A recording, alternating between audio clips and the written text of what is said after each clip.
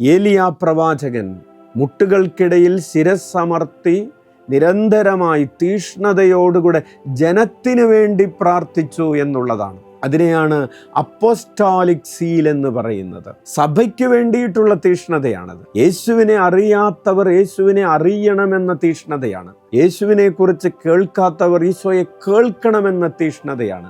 ലോകാതിർത്തികളോളം സുവിശേഷം പ്രഘോഷിക്കപ്പെടണം എന്ന തീഷ്ണതയാണ്. ആരും നശിച്ചു പോകരുത് എന്ന തീഷ്ണതയാണ്. അത് അമ്മ ത്രേസ്യയുടെ തീഷ്ണതയാണ്. അത് കൊച്ചു ത്രേസ്യയുടെ തീഷ്ണതയാണ്. ലോകത്തിന്റെ ഏതൊക്കെ ഇടങ്ങളിൽ ഈശോയെ അറിയാതെ ജനം മരിക്കുന്നു, അങ്ങനെ ആത്മാക്കൾ നഷ്ടപ്പെടുന്നു എന്ന് കേൾക്കുമ്പോൾ അമ്മ ത്രേസ്യക്കുണ്ടായിരുന്നത് പോലെയുള്ളൊരു വേദന. പ്രിയപ്പെട്ടവരെ, ഏലിയാ പ്രവാചകന് ജനത്തോട് തോന്നിയ ആ വേദനയാണ് അമ്മ ത്രേസ്യയ്ക്ക് സഭയിലെ അല്ലെങ്കിൽ ലോകത്തിലെ ജനത്തിനു വേണ്ടി ഉണ്ടായത്. ആ ദാഹത്തോടുകൂടെ തന്നെയാണ് കൊച്ചു ത്രേസ്യ മിഷണറിമാർക്ക് വേണ്ടി പ്രാർത്ഥിക്കുന്നത്.